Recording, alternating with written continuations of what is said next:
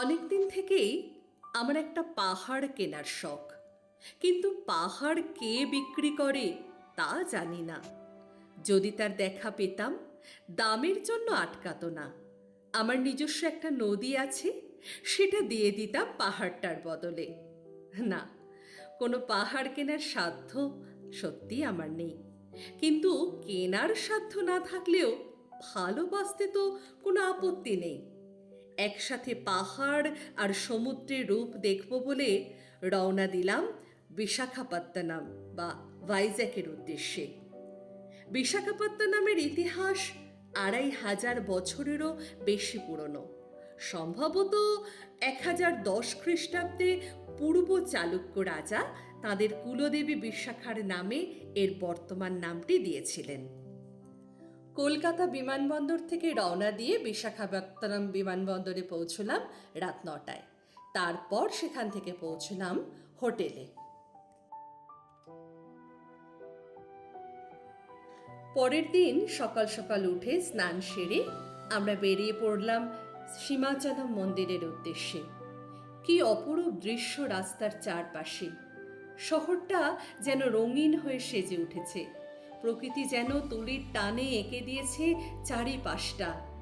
চোখ জুড়োনো দৃশ্য দেখতে দেখতে পৌঁছে গেলাম সীমাচলম মন্দিরে। এটি মূলত নরসিংহদেবের মন্দির। নৃসিংহদেব হলেন শ্রীকৃষ্ণের চতুর্থ অবতার, যিনি অত্যাচারী অসুর হিরণ্যকশিপুকে বধ করে তার পরম ভক্ত প্রহ্লাদকে রক্ষা করেছিলেন। মন্দিরে পুজো দিয়ে বাসে করে নেমে এলাম পাহাড়ি রাস্তা ধরে, মনে এক অফুরান তৃপ্তি নিয়ে। এরপর আমরা ঋষিকোন্ডা বিচের উদ্দেশ্যে রওনা দিলাম। যাত্রাপথের এপাশে ফুলের সমারোহ আর অন্য পাশে পাহাড় যেন আমাদের বলছিল সুস্বাগতম। পৌঁছে গেলাম সমুদ্রের কাছে।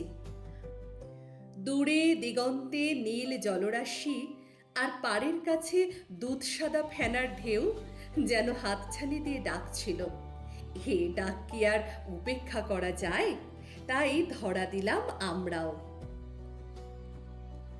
এরপর আমাদের গন্তব্য ছিল কৈলাসগিরি। সুন্দরী সমুদ্রকে সাক্ষী রেখে আমরা সামনের দিকে এগিয়ে গেলাম। তারপর রোপওয়েতে উঠে পড়লাম।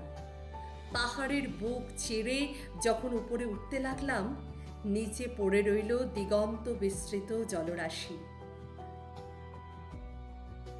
পাহাড়ের উপরেও যে এমন সুন্দর স্বর্গ রচনা হতে পারে তা সত্যিই অবিশ্বাস্য। চোখ জুড়ানো মুগ্ধতা চারপাশে, আর তারই মাঝে অধিষ্ঠান করেছেন স্বয়ং কৈলাসনাথ এবং মা পার্বতী।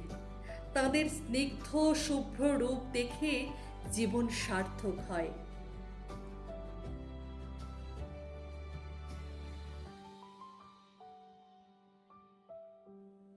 সেই একই পথে আবার ফিরে এলাম সমুদ্রের কাছে, যেন এক মায়ের কোল থেকে আরেক মায়ের বুকে ফিরে আসা। সারা দিন ঘোরার পর প্রায় সন্ধে হয়ে আসায় আমরা এলাম রামকৃষ্ণ বিচে।